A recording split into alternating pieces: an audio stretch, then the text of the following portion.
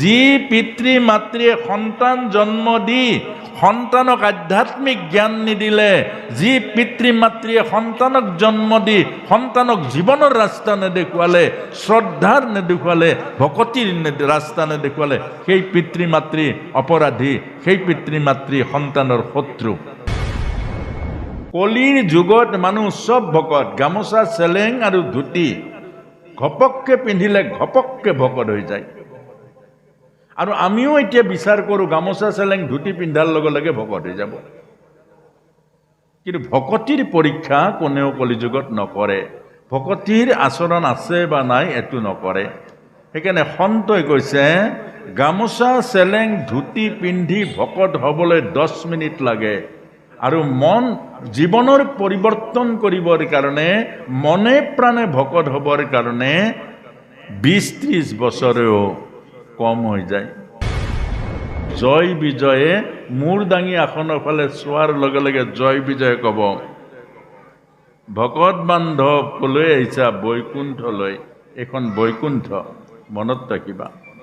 ইয়াত যদি ভুল কৰা, অৰ্থাৎ উচ্চ নিচ দেখা, সৰু ডাঙৰ দেখা, ভেদ ভাৱ দেখা, জাতি অজাতি দেখা, মনত ৰাখিবা আমি সনসনন্দ সনত কুমাৰক এই অকণমান ভুল কৰাৰ কাৰণে 3টা জন্ম প্ৰভুৰ পৰা বিচ্ছিন্ন হৈ দৈত্য হ'ব লগা হ'ল। তৃতীয়বাৰ 7 দিনীয়া ভাগৱত হৈছিলে বৃন্দাবনত। বৃন্দাবনত যেতিয়া নাৰদ মুনি গৈ দেখিলে এগৰাকী তিৰোতা আৰু ওচৰত 2টা অত্যন্ত বুঢ়া আৰু বেমাৰী জৰাগ্ৰস্ত পুৰুষ শুই আছে, আৰু দেখিলে যে তিৰোতাগৰাকী অত্যন্ত দীপ্লি সুন্দৰী, ভৰ যৌৱনা। নাৰদ মুনি সুধিলে, মা তুমি কোন আৰু এওঁলোক কোন? তেতিয়া ক'লে, দেৱৰ্ষি মই ভক্তি আৰু এওঁলোক 2 মোৰ পুত্ৰ। ভক্তিৰ 2টা পুত্ৰ, এটা হ'ল জ্ঞান, এটা হ'ল বৈৰাগ্য। নাৰায়ণ নাৰায়ণ নাৰায়ণ। মা সৰসী গাভৰু আৰু ল'ৰা জৰাগ্ৰস্ত আৰু বেমাৰী আৰু বুঢ়া, ইয়াৰ কাৰণটো কি? বোলে দেৱৰ্ষি বৰ্তমান সময়ত কলি যুগত মোৰ এই পুত্ৰ জ্ঞান আৰু বৈৰাগ্য এওঁলোকৰ প্ৰতি কোনেও আদৰ নকৰে। এওঁলোক এইকাৰণে জৰাগ্ৰস্ত আৰু বৃদ্ধ। সকলোৱে ভক্তি কৰে, কিন্তু দেৱৰ্ষি জ্ঞান আৰু বৈৰাগ্যক বাদ দি কৰা ভক্তিয়ে জীৱনৰ ভক্তি ৰাজ্যলৈ জীৱক নিব নোৱাৰে। জ্ঞান আৰু বৈৰাগ্যক বাদ দি কৰা ভক্তিৰ কোনো অৰ্থ নাই। জ্ঞান বৈৰাগ্যক বাদ দি কৰা ভক্তি জীৱক ভক্তি ৰাজ্যলৈ, ভগৱান ৰাজ্যলৈ নিব নোৱাৰে। আৰু যদি কলিযুগত জ্ঞান বৈৰাগ্যক বাদ দি ভকতি কৰে, তেতিয়াহ'লে ভকতিৰ বদনাম হ'ব যে ইমান ভকতি কৰিছোঁ, জীৱন কিয় পৰিৱৰ্তন নহয়? আৰু আজি সেইটো তাৰ প্ৰতিফলন দেখা গৈছেগে। ইমান ভাগৱত হৈছে, কিন্তু জীৱনৰ পৰিৱৰ্তন কিয় নহয়? ইমান ভাগৱত হৈছে, ভাগৱতৰ এনেকুৱা এটা ভাগৱতৰ জোৱাৰ আহিছে যেন বৈকুণ্ঠতো কিজানি ইমান ভাগৱত নাই হোৱা, অসমত যিমান ভাগৱত হৈছে। কিন্তু অসমত যিমান ভাগৱত হৈ আছে তাৰ বিনিময়ত মানুহৰ জীৱনবোৰ কিয় পবিত্ৰ হোৱা নাই? প্ৰতিঘৰ গৃহস্থী কিয় পবিত্ৰ হোৱা নাই? প্ৰতিজন মানুহৰ জীৱন কিয় সুখ আৰু শান্তিৰে ভৰি পৰা নাই? নাৰদ মুনিৰ আগত ভক্তি মাতাই কৈছে, জ্ঞান আৰু বৈৰাগ্যবিহীন ভকতি জীৱক উদ্ধাৰ কৰিব নোৱাৰে দেৱৰ্ষি। অৰ্থাৎ ভাগৱত কি জ্ঞানেৰে জানিব লাগিব, বুজিব লাগিব, তেতিয়া ভাগৱতৰ মৰ্যাদা থাকিব। যদি ভাগৱত কি বুজি নাপায়, ভাগৱতৰ তত্ত্ব বুজি নাপায়, আৰু সেই সকলে যদি ভাগৱত পঢ়ে, সেই সকলে যদি ভাগৱতৰ ব্যাখ্যা কৰে, তেতিয়া ভাগৱতৰ যিটো মহিমা, এই মহিমাটো নাথাকে। এতিয়া ভাগৱত পঢ়িছে, চূণ চাধা ধপাতো খাইছে। এতিয়া ভাগৱত পঢ়িছে, ভাগৱতীও হৈছে, কিন্তু অহংকাৰ অভিমানটো বুকুৰ মাজত ধৰি ৰাখিছে। খংটো এৰিব পৰা নাই, অহংকাৰটো এৰিব পৰা নাই, অভিমানটো এৰিব পৰা নাই। তেতিয়া কি হ'ব? ভক্তি ৰাজ্যলৈ যাব কেতিয়াও নোৱাৰিব। এই কথাটোৱে বুজাইছে। বৈৰাগ্য মানে এৰা, ভক্তি মানে ধৰা। এতিয়া কাক ধৰিব, কাক এৰিব? খং এৰিব লাগিব, প্ৰেমক ধৰিব লাগিব। কিন্তু আমি যদি প্ৰেমক ধৰোঁ, খং নেৰোঁ, তেতিয়া প্ৰেম ৰাজ্যত বিচৰণ কৰিব পাৰিব জানো?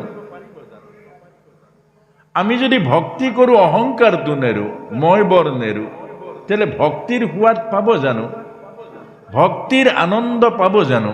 এইটো কথা বুজাইছে নাৰদ মুনিক ভক্তি মাতাই।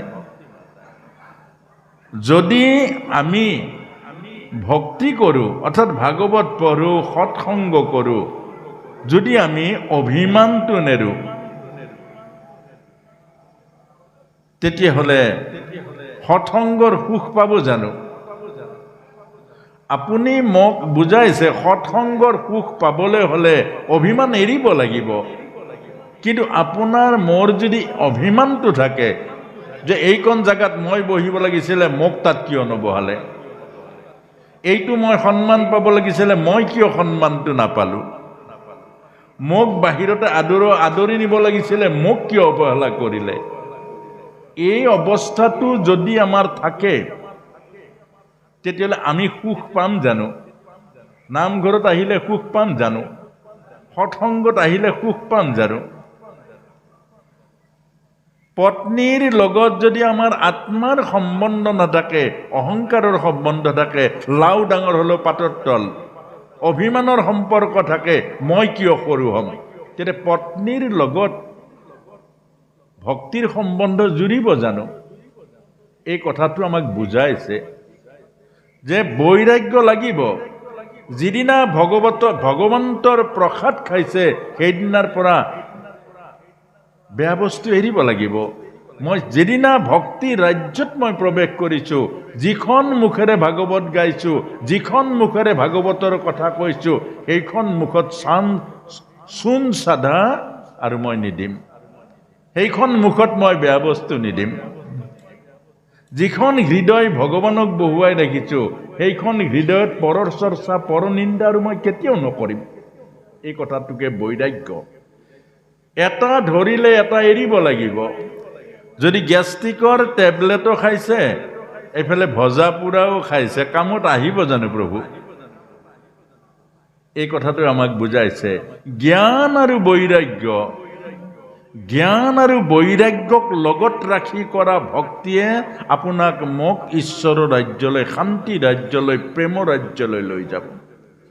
যদি জ্ঞান বৈৰাগ্যক যদি আমি বাদ দিওঁ, জ্ঞানো নাই, ভকত মানে কি নাজানো, নামঘৰ মানে কি নাজানো, ভাগৱত মানে কি নাজানো, সন্ত কি নাজানো, সৎসংগ কি নাজানো, আৰু জানিবৰ কাৰণে ইচ্ছাও নকৰোঁ, জ্ঞান নাই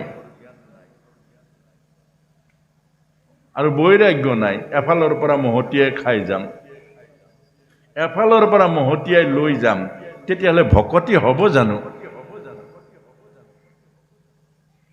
এই কথাটোকে বুজাইছে ভক্তি মায়ে বুজাইছে। কলি যুগত মানুহ চব ভকত, কলিৰ যুগত মানুহ চব ভকত। গামোচা, চেলেং আৰু ধুতি ঘপককে পিন্ধিলে ঘপককে ভকত হৈ যায়। আৰু আমিও এতিয়া বিচাৰ কৰোঁ গামোচা, চেলেং, ধুতি পিন্ধাৰ লগে লগে ভকত হৈ যাব। কিন্তু ভকতিৰ পৰীক্ষা কোনেও কলিযুগত নকৰে। ভকতিৰ আচৰণ আছে বা নাই এইটো নকৰে। সেইকাৰণে সন্তই কৈছে গামোচা, চেলেং, ধুতি পিন্ধি ভকত হ'বলৈ 10 মিনিট লাগে, আৰু মন জীৱনৰ পৰিৱৰ্তন কৰিবৰ কাৰণে মনে প্ৰাণে ভকত হ'বৰ কাৰণে 20-30 বছৰেও কম হৈ যায়। 20-30 বছৰ সাধনা কৰিও এই ভকতি ৰাজ্যত প্ৰৱেশ কৰিবৰ কাৰণে টান হৈ যায়। এতিয়া আমাক এই কথাটোকে কৈছে যে যাতে মনে প্ৰাণে ভকত, হৃদয় নিৰ্মল হৈ ভকত, হৃদয় কপটতা শূন্য হৈ ভকত, সেই হ'বলৈহে আমাক যত্ন কৰিব লাগে। তেতিয়া ভকতি নিজে নিজে হ'ব। কিন্তু আমি যদি হৃদয় নিৰ্মল নকৰোঁ, হৃদয়ৰ কপটতা ৰাখি থওঁ, হৃদয়ত অহংকাৰ অভিমানে ভৰি থাকে, তেতিয়াহ'লে ভাগৱত পঢ়িলে জানো ভকত হ'ব? গামোচা চেলেং ধুতি পিন্ধিলে জানো ভকত হ'ব? নামঘৰলৈ আহিলে জানো ভকত হ'ব? এই কথাটোকেই আমাক বুজাইছে। আৰু যদি আমি সত্য ৰাস্তা লওঁ, অৰ্থাৎ আমি জ্ঞান বৈৰাগ্যক লগত লওঁ, যে আজিৰ পৰা মই ভকতি ৰাজ্যত সোমাইছোঁ, চাদা নাখাম। আজিৰ পৰা মই সৎসংগলৈ আহিছোঁ, কেতিয়াও অহংকাৰ অভিমানী নকৰোঁ। কেলৈ মই সৎসংগৰ মাজত আহিছোঁ, সৎসংগৰ কৃপা পাবলৈ আহিছোঁ, সৎসংগৰ সান্নিধ্য পাবলৈ আহিছোঁ। মই আজিৰ পৰা কেতিয়াও অহংকাৰ অভিমান নকৰোঁ। মই নামঘৰলৈ আহিছোঁ, যে জয় বিজয় সেই সাক্ষী কৰি আমাক কৈ আছে যে নামঘৰত যদি উচ্চ নিজ ভেদভাৱ দেখা পায়, নামঘৰত যদি ভাগ ভাগ দেখা পায়, সৰু ডাঙৰ দেখে, মতা মাইকী দেখে, ধনী দুখীয়া দেখে, উচ্চ নিজ দেখে, ভেদভাৱ দেখে নামঘৰত, জয় বিজয় কৈ আছে মই সেইটো দেখাৰ কাৰণে 3টা জন্ম দৈত্য হৈ আহিলোঁ। আৰু সেই ভকত বান্ধৱ নামঘৰ ৰূপী বৈকুণ্ঠলৈ আহিছা, ইয়াত যদি তুমি ভেদভাৱ দেখা, তেতিয়া তুমি কিমান জন্ম দৈত্য হ'ব লাগিব তাৰ কোনো সীমা নাই। গতিকে আমি প্ৰথমতে বাটচৰা পাওঁতেই আমাৰ সেই কথাটো মনত আহিব লাগিব যে লেতেৰা মনটো বাটচৰাৰ পৰা ভিতৰলৈ আনিব নালাগে। যেনেকৈ জোতা চেণ্ডেল আনিব নালাগে। আমাক কৈছে জোতা চেণ্ডেল চফা, আকৌ ধুলে চফা হয়, কিন্তু লেতেৰা মনটো ধুলে চফা পটকে নহয়। এইটো ডাঙৰ কথা। সেইকাৰণে বাটচৰাৰ অৰ্থ হ'ল কি, সাংসাৰিক যিটো মন, সাংসাৰিক যিটো লেতেৰা মন, অমুক বেয়া, তমুক বেয়া, অমুক বদমাছ, তমুক বদমাছ, এইটো মানুহক চাব নাপায়, এইটোৰ মুখ চাব নাপায়, এইবোৰ হ'ল লেতেৰা। সেইটো বাটচৰাৰ এৰি থৈ আহিব লাগিব, বাটচৰাত। আৰু বাটচৰাত এৰি থৈ আহি জ্ঞানৰ দ্বাৰা বুজিব লাগিব ৰাঙলী চৰাত গোপী আৰু উদ্ধৱৰ পদধূলি আছে। পৰম ঈশ্বৰ কৃষ্ণক নাপাই জানা, লাগ তপ জপ যজ্ঞ দানে, একান্ত ভকত চৰণ ৰেণু শুদ্ধ চিত্তে অভিষেক নকৰে মানে। সেইকাৰণে ৰাঙলী চৰাত গোপী উদ্ধৱৰ পদধূলি শিৰত লৈ দেহ আৰু মন শুদ্ধ কৰি সেৱাটো কৰিব লাগিব নামঘৰত। তেতিয়াই জয় বিজয়ে মূৰ দাঙি আসনৰ ফালে চোৱাৰ লগে লগে জয় বিজয় ক'ব, ভকত বান্ধৱ কলৈ আহিছা? বৈকুণ্ঠলৈ। এইখন বৈকুণ্ঠ, মনত ৰাখিবা। ইয়াত যদি ভুল কৰা, অৰ্থাৎ উচ্চ নিজ দেখা, সৰু ডাঙৰ দেখা, ভেদভাৱ দেখা, জাতি অজাতি দেখা, মনত ৰাখিবা আমি সনসনন্দ সনত কুমাৰক এই অকণমান ভুল কৰাৰ কাৰণে 3টা জন্ম প্ৰভুৰ পৰা বিচ্ছিন্ন হৈ দৈত্য হ'ব লগা হ'ল। আৰু তোমালোকে যদি ভুল কৰা, কিমান জন্ম দৈত্য হ'ব লাগিব, কিমান জন্ম কষ্ট ভোগ কৰিব লাগিব, অৰ্থাৎ প্ৰভুৰ পৰা বিচ্ছিন্ন হৈ যাব লাগিব। সাৱধান। এই জয় বিজয়ৰ কথা যিজনে শুনিব, সেইজনে নামঘৰত জানো এইবোৰ ভুল কৰিব? প্ৰভু কৰিবনে? যদি নুশুনে, জ্ঞান নাই। জয় বিজয় দুটা মূৰ্তি বুলি ভাবে, জ্ঞানটো নাই। তে জ্ঞানটো নহ'লে সেই কথাখিনি বুজিব জানো? জ্ঞান নহ'লে বুজিব জানো প্ৰভু? এই কথাটোৱে আমাক বুজাইছে, এই কথাটো বুজাইছে। জ্ঞান আৰু বৈৰাগ্য, জ্ঞান আৰু বৈৰাগ্যক লগত ৰাখি যিজনে ভক্তি কৰিছে, জ্ঞান মানে পিতৃদেৱ ভৱ, পিতৃদেৱ ভৱ। পিতৃ হ'ল দেখা ঈশ্বৰ, মাতৃ হ'ল দেখা ঈশ্বৰ, দেখা ভগৱান পিতৃ মাতৃ, আৰু সেই দেখা ভগৱান পিতৃ মাতৃ এইটো জ্ঞান, আৰু সেই জ্ঞানেই আছিলে গণেশৰ, আৰু সেই গণেশে পিতৃ মাতৃক 7 বাৰ প্ৰদক্ষিণ কৰি অগ্ৰ পূজাৰ অধিকাৰী হৈছিলে। এইটো জ্ঞান। এতিয়া এই তৃতীয়বাৰ ভাগৱতত এই কথাখিনি আমাক কৈছে জ্ঞান আৰু বৈৰাগ্য প্ৰভু মস্ত। এটা এৰিলে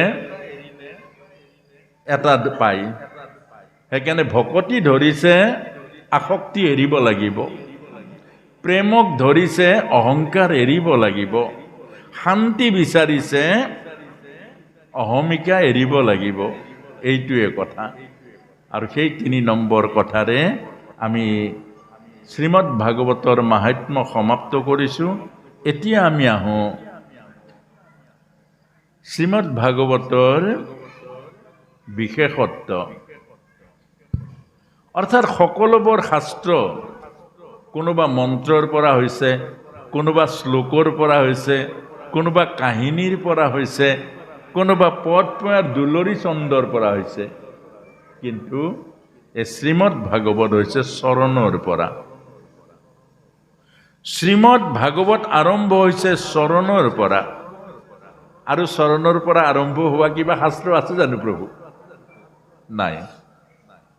চৰণৰ পৰা আৰম্ভ হৈছে একমাত্ৰ শ্ৰীমদ ভাগৱত। প্ৰথম দ্বিতীয় স্কন্ধে চৰণ দুটয়, তৃতীয় চতুৰ্থে যাৰ হুৱে হৃদয়, ৰাম নাভি দেখে পঞ্চমে, হস্তক্ষেপ বক্ষস্থল, সপ্তমে অষ্টমে কৰ কমল যুগল, ৰাম কণ্ঠ দেখে নবমে দক্ষমে যাৰ তুণ্ড, ও একাদশে ললাট, দ্বাদশে ভৈল মুণ্ড। চৰণৰ পৰা কেলে বাৰু? চৰণৰ পৰা কেলে আৰম্ভ হৈছে? কেলে ভাগৱতত আছে ভকতি, ভকতিৰে জীৱনক পায়, ভকতিৰে ঈশ্বৰক পায়। জীৱনটোক ভকতি কৰিব দিছে। চাদা খাই, মানধপাত খাই আৰু বেয়া বেয়া বস্তু খাই জীৱনৰ ভকতিয়ে দেখোন নহ'ল। জীৱনক ভাল পাব দিছে। জীৱনতকৈ সুন্দৰ কিবা আছে জানো? মানৱ জন্মতকৈ আৰু কিবা ডাঙৰ উত্তম জন্ম আছে নাকি? ব্ৰহ্মাই বাঞ্ছা কৰে, সৃষ্টিকৰ ব্ৰহ্মাই বাঞ্ছা কৰে মানৱ জীৱন পাবৰ কাৰণে। দেৱতাই কোটি কোটি জন্ম মানৱ জীৱন পাবৰ কাৰণে সাধনা কৰে, ইচ্ছা কৰে, আশা কৰে।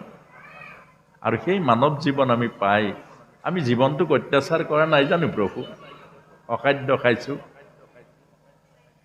বেয়া চিন্তা কৰিছোঁ, বেয়া দৃশ্য চাইছোঁ, বেয়া কথাবোৰ ভাবিছোঁ। আমাৰ হৃদয়ত দিছে প্ৰেম, আমি প্ৰেম বিলাব লাগে, বিলাইছোঁ ঘৃণা। আমাৰ জিভাত দিছিলে অমৃত, সৰস্বতী বহি আছে। সৰস্বতী মানে কি? সৰস্বতী মানে প্ৰেম, আনন্দ। আৰু সেই জিভাত আমি কি কি দিছোঁ বাৰু? সৰস্বতী কেতিয়াবাই পলালে। আমি এই জিভাখনত কি কি দিছোঁ? এবাৰো ভাবিছোঁ জানো যে মোৰ জিভাত সৰস্বতী বহি আছে? আৰু এই সৰস্বতীক কি দিছোঁ আমি? দেৱভোগ খাব লাগিছিলে, আমি দৈত্যৰ ভোগ খাইছোঁ। আমি সঁচা কথা ক'ব লাগিছিলে, আমি মিছা কথা কৈছোঁ। অৰ্থাৎ আমাক এই কথাটোকে বুজাইছে। আমি জীৱনক ভাল নাপাওঁ, ঈশ্বৰক ভাল পোৱাটো কি অৰ্থ আছে? জীৱনক ভাল নাপাওঁ, এইটোৱে কলিযুগ। আমি জীৱনটো নষ্ট কৰিছোঁ, নিজে নিজে নষ্ট কৰিছোঁ। অখাদ্য খাই, বেয়া চিন্তা কৰি, অহংকাৰ অভিমানৰ দ্বাৰা, ডিপ্ৰেশ্যন, এই গোটেইবোৰ আমাৰ জীৱনৰ অনিষ্ট কৰে।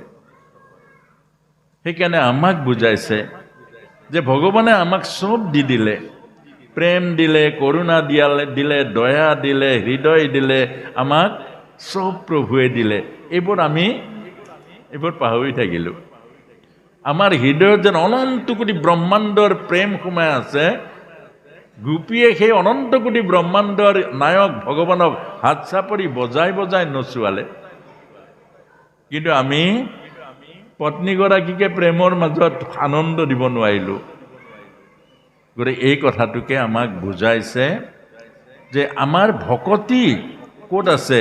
এই ভাগৱত হ'ল কিতাপ, আচল ভাগৱত হ'ল জীৱনটো। ভাগৱতত জীৱনৰ জ্ঞানখিনি আছে, জীৱনৰ তত্ত্বখিনি লুকাই আছে, জীৱনৰ সুখ আৰু আনন্দ লুকাই আছে, জীৱনৰ মহা আনন্দ, কৃষ্ণময় আনন্দ, আমাৰ জীৱনৰ আনন্দ ভাগৱতত মাত্ৰ কিতাপ ৰূপে লিখি দিক নিৰ্ণয় কৰিছে। গতিকে এই কথাটোকে আমাক বুজাইছে যে চৰণৰ পৰা ভকতিৰ আৰম্ভণি হয়। এতিয়া এটা প্ৰশ্ন হ'ল, চৰণৰ পৰা ভকতিৰ আৰম্ভণি হয়, তেতিয়াহ'লে ভকতিৰ LP স্কুল কি? আৰম্ভণি ক'ত হয়? ভকতিৰ LP স্কুল মানে আৰম্ভণি ক'ৰ পৰা হয়? গৃহস্থী আশ্ৰমৰ পৰা। গৃহস্থী আশ্ৰমে হ'ল LP স্কুল শিক্ষা, প্ৰি প্ৰাইমাৰী। কেনেকৈ হয়? অৰ্থাৎ পিতৃদেৱ ভৱ, মাতৃদেৱ ভৱ। পিতৃ মাতৃ দেখা ভগৱান, আৰু সেই পিতৃ মাতৃৰ চৰণ বন্দনাৰে প্ৰথম ভকতি আৰম্ভ হয়। মনত ৰাখিব, যেতিয়ালৈকে পিতৃ মাতৃৰ চৰণ বন্দনা নহয়, যেতিয়ালৈকে পিতৃ মাতৃৰ চৰণ সেৱা নহয়, তেতিয়ালৈকে ভকতিৰ আৰম্ভণি নহয়। অৰ্থাৎ একটো লিখা নাযায়। আৰু এক নিলিখাকৈ আপুনি যিমানবোৰ শূন্য বহাই দিয়ে চব শূন্য হ'ব, এইটো মূল্যাংকন নহ'ব। সেইকাৰণে আমাক শিকাইছে ভাগৱতে, পিতৃ মাতৃৰ চৰণ বন্দনা নকৰাজন, পিতৃ মাতৃৰ চৰণ সেৱা নকৰাজনে কোটি কোটি জন্ম ভগৱানক সেৱা কৰক, সেই সেৱাই ভকতি সিদ্ধি নহ'ব। বহুত ডাঙৰ কথা এইটো। আজি আমাৰ বাটত পৰি পৰি সেৱা কৰোঁ, নামঘৰত সেৱা কৰোঁ, তীৰ্থত সেৱা কৰোঁ, কিন্তু পিতৃ মাতৃক সেৱা নকৰোঁ। এইটো বৰ দুৰ্ভাগ্য। ভাগৱতে কৈছে, এইটো বেদান্তই কৈছে, পিতৃ মাতৃক যদি আপুনি সেৱা কৰা নাই, কোটি জন্ম সেৱা কৰক, আপোনাৰ সেৱা ভক্তি ৰাজ্যলৈ নাযায়। এটা পিতৃ মাতৃ, এইটো গৃহস্থী ধৰ্ম। ভাগৱত হ'ল আমাৰ জীৱন, হ'ল গৃহস্থী জীৱন। এতিয়া প্ৰথম আই মাতৃসকলে শুনিব, আমি আহোঁতে আহোঁতে বহুত অতিক্ৰম কৰি দিলোঁ। এতিয়া 25 বছৰীয়া ল'ৰাটোক আপুনি আৰু কাৰোবাক নি সেৱা কৰিব নোৱাৰে। এইবোৰ কথা আপোনাক কৈ লাভ নাই। কেলে আপোনাৰ সময় পাৰ হৈ গ'ল, আপোনাৰ বুকুৰ মাজৰ পৰা ল'ৰা ওলাই গ'ল, এতিয়া আপুনি ল'ৰাক কথা শুনাব নোৱাৰে। এইকাৰণে আমাক কৈছে কুমাৰ কালৰ পৰা ভকতি আৰম্ভ কৰক। LP স্কুলত সৰুৰ পৰাহে পঢ়ে। যদি 25 বছৰীয়া ল'ৰাটোক কয়, গোপাই তই LP স্কুলত নাম লগাই দিওঁ, যাবি নেকি? সি যাব জানো? নাযাব। এতিয়া পিতৃ পৰিচয় কোনে দিব লাগে? মাতৃগুৰুৱে। মাতৃ হ'ল গুৰু, আৰু সেই মাতৃয়ে পিতৃ পৰিচয় কৰাই দিব লাগে। অৰ্থাৎ মাকে ল'ৰাটোক বা ছোৱালীজনীক লৈ যাব লাগে পিতৃৰ ওচৰত। নিয়ম, ভাৰতীয় সনাতন ধৰ্মৰ নিয়ম। গোপাই বল বল, দেউতাকৰ ওচৰলৈ লৈ গ'ল, আৰু দেউতাকৰ ওচৰত ক'ব লাগিব যে তোৰ দেখা ভগৱান এই দেউতা, এইজন পিতৃ। পিতৃ দেখা ভগৱান, তোৰ ভগৱান, তোৰ দেখা ভগৱান। আৰু মোৰ হ'ল স্বামী গুৰু। মোৰ স্বামী গুৰু, তোৰ পিতৃগুৰু, বল সেৱা কৰোঁ। মাকে আৰু পিতেক বা জীয়েকে সেৱা কৰিব লাগে। এইটো হ'ল প্ৰথম LP স্কুলৰ প্ৰথম পাঠ। ল'ৰা ছোৱালীক পিতৃক চিনাকি কৰি দিয়ে, সি তেতিয়াহে বুজি পাব পিতৃগুৰু। আৰু যদি পিতৃ গুৰু বুলি মাকে চিনাকি কৰি নিদিয়ে, যদি পিতৃ গুৰু বুলি মাকে সেৱা নকৰায়, সি জানিব পিতৃ মানে কি, মই খোজাৰ লগে লগে বস্তু দিয়া। সৰুতে খুজিব পুতলা, তাৰ পাছত খুজিব পিষ্টল, তাৰ পাছত খুজিব মটৰচাইকেল, দে নহ'লে জন্ম কেলে দিছিলি। এইকাৰণে আমাক বুজাইছে সেৱা ধৰ্মটো আপুনি গৃহস্থীৰ পৰা আৰম্ভ কৰক। সেৱা ধৰ্ম গৃহস্থীৰ পৰা আৰম্ভ হয়, নামঘৰত নহয়। সেৱা ধৰ্ম মন্দিৰত নহয়। সেৱা ধৰ্ম তীৰ্থক্ষেত্ৰত নহয়। সেৱাৰ আৰম্ভণি হয় গৃহস্থী আশ্ৰমত। সেইকাৰণে আই মাতৃসকলে শিশুসকলক লৈ গৈ পিতৃ পৰিচয় কৰে। বোপায়ো, অ মা, এইজন পিতৃয়ে তোক নেদেখা জগতৰ পৰা মোৰ গৰ্ভলৈ নমাই আনিছে, তোক জন্ম দিছে, আৰু এইজন হ'ল পিতৃ, দেখা ভগৱান তোৰ কাৰণে, আৰু সেৱা কৰ। আৰু ময়ো সেৱা কৰোঁ। আচৰণ কৰি দেখুৱাব লাগিব। ভাগৱত হ'ল আচৰণ, ভাগৱত হ'ল প্ৰেক্টিকেল, গীতা হ'ল থিয়ৰী। গীতাত জ্ঞান দিছে, ভাগৱতত প্ৰভুৱে আচৰণ শিকাইছে আমাক। আজিৰ পৰা যাৰ যাৰ মইনাসকল সৰু আছে, বোৱাৰীসকল, আজিৰ পৰা এই কামটো কৰক, আপোনালোকৰ জীৱন বহুত পৰিৱৰ্তন হৈ যাব। ঘৰৰ পৰিৱেশ পৰিৱৰ্তন হৈ যাব।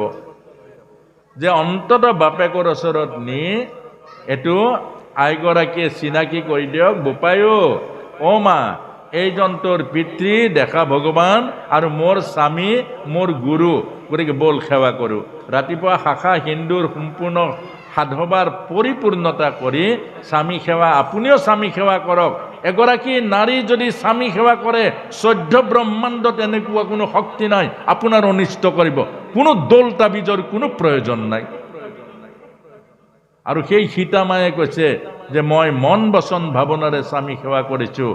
আৰু সেই অত্ৰি মুনিৰ পত্নী সুলভাই কৈছে যে মই যদি কায় মনৰ বাক্যে স্বামী সেৱা কৰিছোঁ, তেতিয়া ব্ৰহ্মা বিষ্ণু মহেশ্বৰে দিয়া শিল অগ্নি নোহোৱাকে অন্ন বনাই দিলে। আৰু পিতৃসকলে এটা কাম কৰিব লাগিব। এয়া ভাগৱত ধৰ্ম কৈ আছো। ভাগৱত ধৰ্ম প্ৰেক্টিকেল, ভাগৱত ধৰ্ম মুখস্থ কৰা নহয় আৰু কাৰোবাক কোৱা নহয়।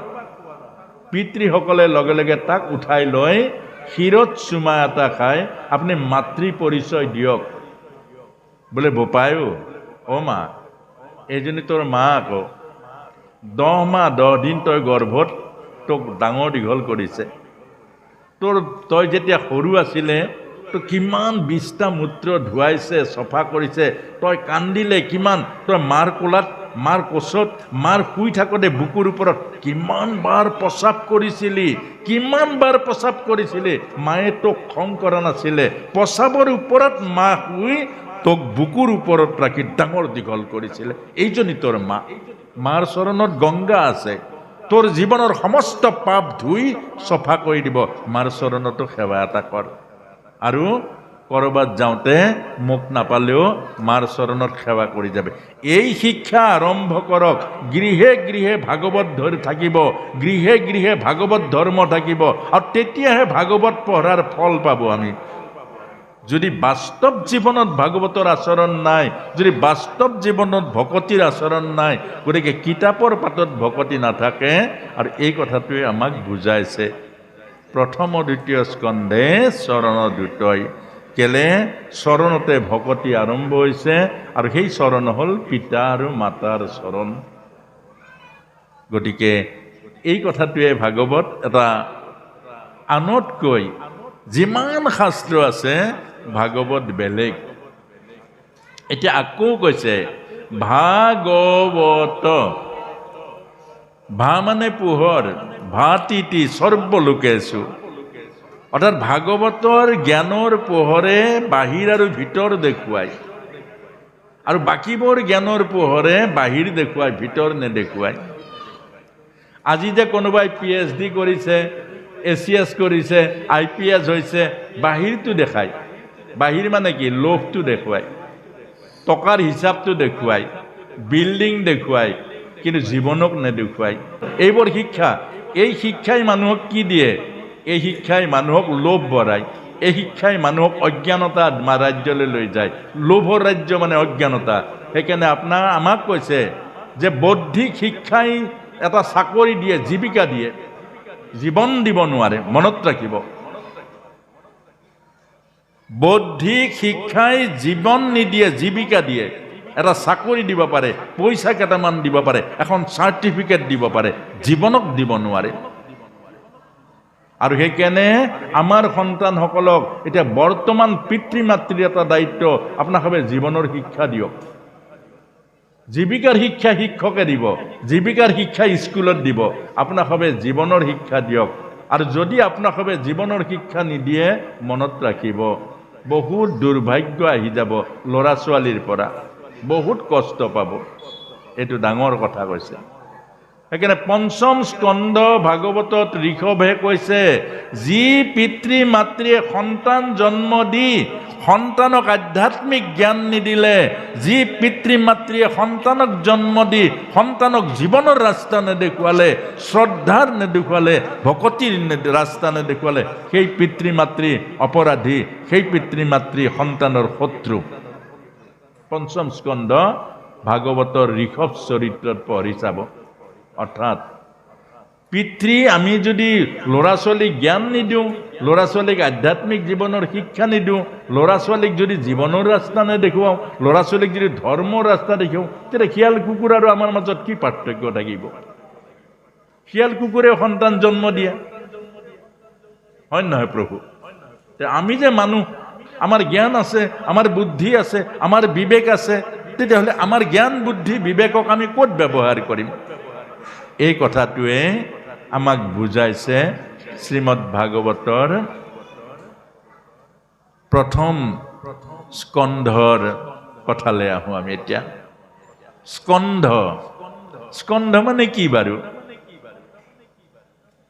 কাণ্ড।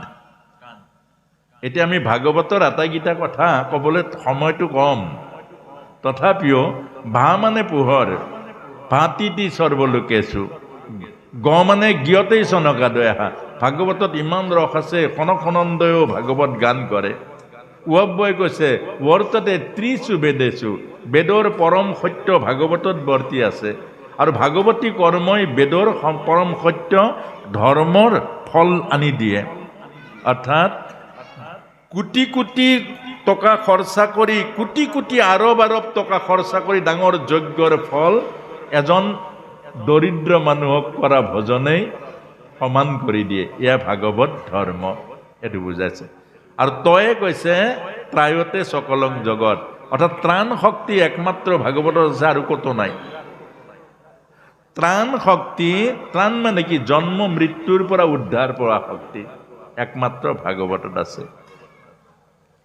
এতিয়া আমি আহিছো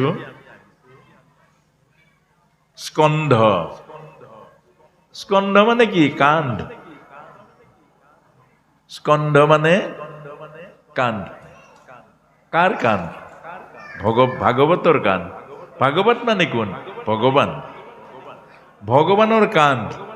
ভগৱানে কৈছে, হে মোৰ প্ৰিয় পুত্ৰ অমৃতস্য পুত্ৰ, হে মানৱ জাতি, ঘৰত থাকি গৃহস্থী ধৰ্ম আচৰণ কৰি ভাগৱত ধৰ্ম পালন কৰা, মই কান্ধত তুলি বৈকুণ্ঠলৈ লৈ যাম। মই কান্ধত তুলি বৈকুণ্ঠলৈ লৈ যাম। আপুনি মই যোৱাৰ কোনো প্ৰয়োজন নাই, আৰু যাব নোৱাৰেও। ভগৱানে কৈছে। এতিয়া গৃহস্থী ধৰ্ম আমি পালন কৰিছো নাই বাৰু? গৃহস্থী ধৰ্ম, অতিথি দেৱ ভৱ, অতিথি ভগৱানৰ ৰূপ আমি দেখিছো জানো? এতিয়া অতিথি ঘৰবোৰ ডাঙৰ হ'ল, এজন অতিথি থাকিবলৈ জাগা নাই আকৌ প্ৰভু। টাউনত চাব বিল্ডিঙে বিল্ডিং, ল'ৰা এটা 4-5 জাগাত ঘৰ আছে, ফ্লেট কিমান আছে, এজন অতিথি ৰাখিবলৈ জাগা নাই। আমি কেতিয়াবা কেতিয়াবা অনুষ্ঠানলৈ যাওঁ, গাঁও এখনত থাকিবৰ কাৰণে কোনেও দায়িত্বই নলয়, থাকিবলৈ জাগা নিদিয়ে। আচৰিত কথা আকৌ। এতিয়া আপোনালোকে এনেকুৱা এটা দিন আহিছে, বহুতৰ ঘৰত অতিথি থকা ব্যৱস্থা নাই, আৰু দেখাও নাই বহু, সেইকাৰণে ভয় কৰে অতিথিক। এই কথাটোকে আমাক বুজাইছে। এতিয়া আমাক কিছুমান মানুহে কৈছে বৈকুণ্ঠ, বৈকুণ্ঠ সঁচা নে মিছা? বাস্তৱ জীৱনৰ বৈকুণ্ঠ সঁচা, অবাস্তৱ জীৱনৰ বৈকুণ্ঠ আপোনাৰ মোৰ কাৰণে মিছা। এই যে বৰশী আছে, বৰশী দেখিছে না? আজিকালি বৰশী নাহে প্ৰায়। এই বৰশী যে পেলাই দিয়ে, বৰশী এটা পেলাই দিয়ে, মাছে টোপটো গিলে নিগিলে? গিলে। মাছটোৱে তলফালে টানি নিয়ে নিয়ে? নিয়ে। চিপ মাৰি দিলে মাছটো তললৈ যায় নে ওপৰলৈ যায়? ওপৰলৈ যায়, যায় নাযায়? এতিয়া ওপৰলৈ মাছটো যেতিয়া ওপৰলৈ চিপ মাৰি দিলে উঠি যায়, লগৰ মাছবিলাকে কি বুলি ভাবে? বৈকুণ্ঠলৈ গ'ল। কাৰণ ওপৰ মানে বৈকুণ্ঠ গ'ল, হয় নহয় বাৰু প্ৰভু? কয় নে নকয়?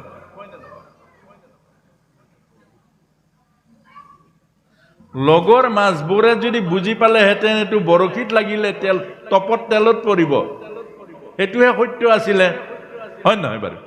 আপুনি গোটেই জীৱনটো কান্দি কান্দি সংসাৰত চলিছে, ল'ৰাই যাতনা দিছে, ছোৱালীয়ে যাতনা দিছে, সমস্যাই সমস্যা, আৰু আপুনি মৰাৰ পাছত তাত লিখিলে স্বৰ্গীয়। স্বৰ্গীয়। আপুনি স্বৰ্গলৈ সঁচাকৈ গ'ল জানো? জীয়াই থকা জীৱনটো নৰক ভোগ কৰিলে, আৰু মৰাৰ পাছত ফটোখনত লিখিলে স্বৰ্গীয়। এইটো শুদ্ধ হয় জানো? এইটো শুদ্ধ হয় জানো? যিজন মানুহে গোটেই জীৱনটো যাতনা ভোগ কৰিলে, এসাঁজ ভাত সুখত খাব নোৱাৰিলে, মৰাৰ পাছত লিখিলে স্বৰ্গীয়। এই মাছটোৰ নিচিনা। এতিয়া পাছৰ বাৰ টোপটো পেলাই দিলে বাৰু ডাঙৰ মাছটোৱে জাপ মাৰি খাব নাখাব? এইটোৱে হ'ল মায়া। আৰু সিয়ে তাক যেতিয়া চিপ মাৰি আনি টপত তেলত দিব, সি তেতিয়াহে বুজি পায়। আপুনি ময়ো বুজি পাওঁ। কি বুজি পাওঁ? এই কথাটো আমাক বুজাইছে। স্বৰ্গ কাক কয়? যিখন ঘৰত পুত্ৰ কন্যা আজ্ঞাবাহী, পিতৃৰ আজ্ঞা ব্যতিৰেকে লৰচৰ নহয়। যিখন ঘৰত পিতৃৰ আজ্ঞাক বাদ দি লৰচৰ নহয় কোনো ল'ৰা ছোৱালী, যেনেকৈ দশৰথে 14 বছৰ বনবাসৰ সেই সংকল্পটো প্ৰভু ৰাম 14 বছৰ বনবাসলৈ গ'ল। এইটো যিখন ঘৰত পুত্ৰ কন্যা আজ্ঞাবাহী, যিখন ঘৰত স্বামী ভাৰ্যাৰ আধ্যাত্মিক সম্পৰ্ক আছে, এইখন ঘৰ স্বৰ্গ, হয় না প্ৰভু? যিখন ঘৰলৈ প্ৰতিদিন অতিথি যায়, যিখন ঘৰত পুত্ৰ কন্যাই ৰাতিপুৱা পিতৃ মাতৃক চৰণ সেৱা কৰে, এইখন স্বৰ্গ, হয় নহয়? এইখন শুদ্ধ স্বৰ্গ। সেইখন স্বৰ্গ পালেহে আপুনি শান্তিৰ টোপনি আহিব, আৰু অন্তিমতো আপোনাৰ সঁচাই স্বৰ্গ পাব। শান্তি মানে স্বৰ্গ নহয় জানো? কিন্তু যিখন ঘৰত ল'ৰা ছোৱালীয়ে কথা নুশুনে, যিখন ঘৰত ল'ৰা ছোৱালী আজ্ঞা পালন নকৰে, যিখন ঘৰত আপুনি পত্নীগৰাকীক কিবা এটা নুসুধাকৈ অতিথি এজন মাতি নিব নোৱাৰে, যিখন ঘৰত আপোনাৰ আইগৰাকীৰ আজ্ঞা নোলোৱাকৈ বন্ধু এজনক অন্ন এমুঠি খুৱাব নোৱাৰে, আপোনাৰ সাহস নাই যে অন্তত বোলা আমাৰ ঘৰত প্ৰসাদ মুঠি খাবা। কেলে মানুহগৰীক নোকোৱাকৈ কাজিয়া লাগিব আপোনাৰ। আপুনি মোক নোকোৱাকৈ কেলে মাতি আনিছে, উভতি ধৰিব। সেইখন ঘৰত স্বৰ্গৰ আশা কৰিব পাৰি জানো? এতিয়া আপোনাক মোক বুজাইছে কল্পনাৰ স্বৰ্গ, কল্পনাৰ বৈকুণ্ঠ আশা নকৰিব।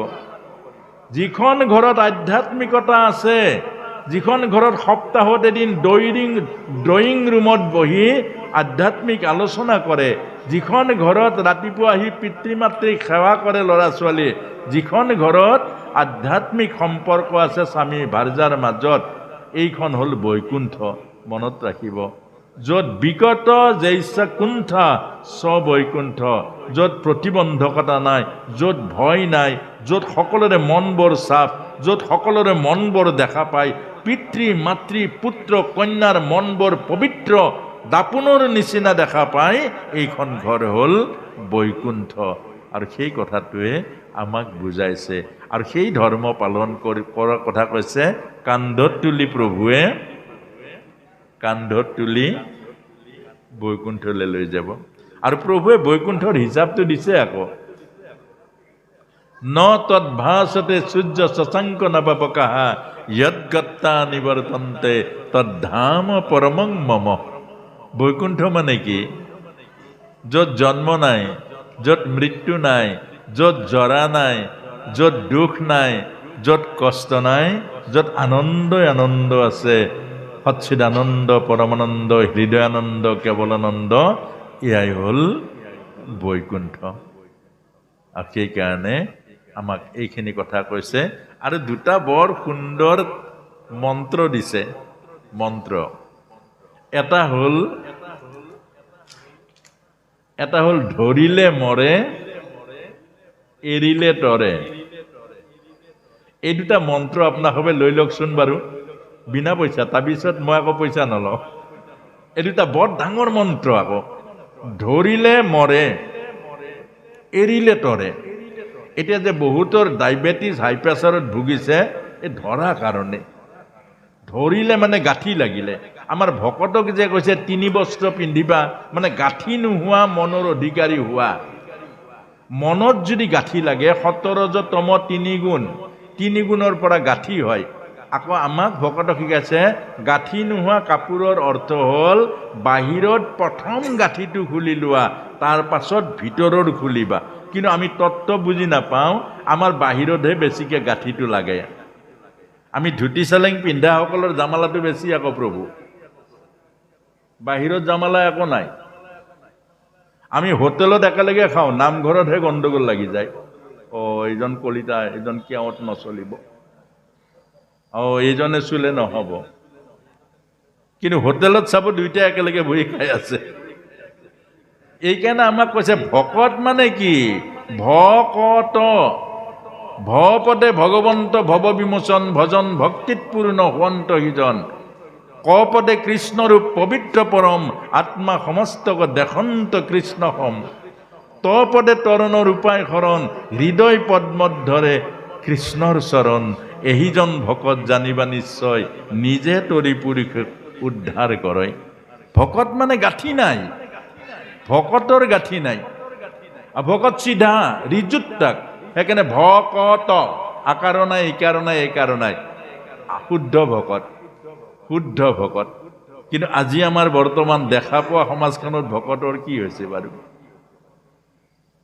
কোনোবা এজনে ভালকে পাঠ কৰিব লাগে, ইজনৰ লগত লাগে গণ্ডগোল। কোনোবা এজনে ভকত কাক কাক মাতিছা? অমুক অমুক। ইজনক মাতিলে মই নাযাম। অৰ্থাৎ এই কথাটোৱে আমাক বুজাইছে যে ভকতৰ গাঁঠি, অৰ্থাৎ প্ৰথম কাপোৰৰ গাঁঠি খোলা, তাৰ পাছত ভিতৰৰ গাঁঠি খুলিব। কাপোৰৰ গাঁঠি মানে কি? আমাৰ ভকতিৰ ৰাজ্যখনৰ গাঁঠি খোলা। ইয়াত যে জাতি বিচাৰ নকৰিবা, কোনো জাতি নাই। ভকত ভকতেই। ভকত কোনোবা শৰ্মা, কোনোবা হাজৰিকা, কোনোবা গোস্বামী, কোনোবা নাথ, কোনোবা দাস, এইটো নাই। ভকত ভকত, ভকত দেখক, ভকত মাতক। আমি ভকত মাতো আৰু ৰাস্তাতে দেখো এইজন দাস, তুমি বহাগে যোৱা, এইজন শৰ্মা, এইজন ভৰিখন ধুৱাই দিয়া। ভকত হ'ল জানো প্ৰভু? এইটো ভকত হ'ল জানো প্ৰভু? এইজন ধনী, এইজন ধনী, এইজনক আগত বহাবা, এজন দুখীয়া, এজনক পাছত বহাবা। এইটো ভকত হ'ল জানো? সেইকাৰণে আপোনাক মোক শুদ্ধ কথাখিনি বুজিব, অশুদ্ধ কথাখিনি এৰিব। যদি অশুদ্ধ কথাখিনি বুজিও নুবুজাৰ ভাও ধৰে, তেতিয়াহ'লে দিগদাৰী হ'ব। আৰু আজি বহুত দিগদাৰী হৈছে। গতিকে আমাক এই কথাটোকে কৈছে ভকত চিধা, লুকালুকি কথা নাই, চিধা প্ৰভু, তেৰা বেকা কথা নাই। আৰু কাপোৰৰ যেনেকে গাঁঠি নাই, মনৰ গাঁঠি নাই, হয় নহয় বাৰু? মনৰ গাঁঠি, আৰু মনৰ গাঁঠি হ'লে বেমাৰটো হ'বই। সেইকাৰণে আমাক এই কথাখিনি ভাগৱতে বুজাইছে। যদি আমি তেনেকুৱা শুদ্ধ ভকত হ'ব পাৰোঁ, কপট নোহোৱা চিধা চাধা হ'ব পাৰোঁ, ভগৱানে কৈছে কান্ধত তুলি বৈকুণ্ঠলে লৈ যাম।